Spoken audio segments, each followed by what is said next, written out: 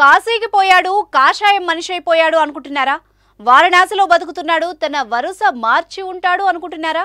అదే రక్తం, అదే పౌరుషం అనే ఇంద్ర సినిమాలో డైలాగ్ గుర్తుందిగా. సరిగ్గా అదే రేంజ్లో కేసీఆర్ కూడా డైలాగులు పేల్చారా అనిపించింది. తెలంగాణ భవన్లో కేసీఆర్ మాస్ వార్నింగ్ విన్న బీఆర్ఎస్ కార్యకర్తలకు కొండంత ఉత్సాహంగా ఊగిపోయారు.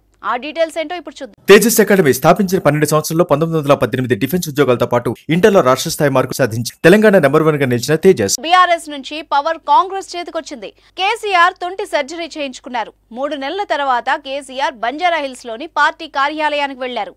కేసీఆర్ వస్తున్నారన్న సమాచారంతో కార్యకర్తలు భారీ సంఖ్యలో కదిలి వచ్చారు.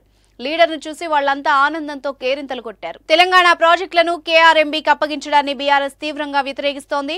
ప్రాజెక్టులను కేంద్రం ఆధీనంలోకి వెళ్లేలా చేస్తున్నారంటూ గులాబీ నేతలు మండిపడుతున్నారు. కేసీఆర్ ఈ ఇష్యూపై సీరియస్ అయ్యారు. కాంగ్రెస్ సర్కార్పై విరుచుకుపడ్డారు.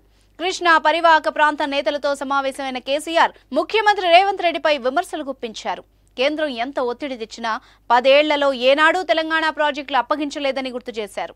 ప్రాజెక్టులు మాకు అప్పగించాలని లేదంటే మేమే నోటిఫై చేస్తామని కేంద్ర జలశక్తి మంత్రి గజేంద్ర సింగ్ షెకావత్ బెదిరించినా తలొగ్గలేదని చెప్పారు.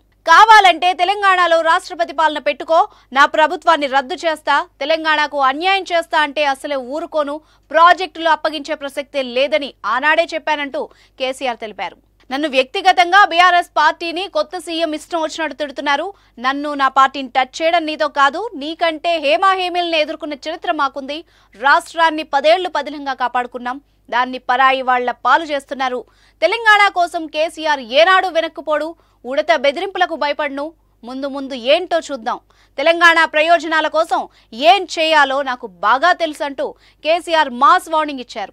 దీంతో ఉద్యమ నాటి కేసీఆర్ను చూశామని నేతలు అంటున్నారు. ఇక నుంచి కేసీఆర్ సారథ్యంలో ప్రజల పక్షాన పోరాడతామని గులాబీ లీడర్లు చెప్తున్నారు.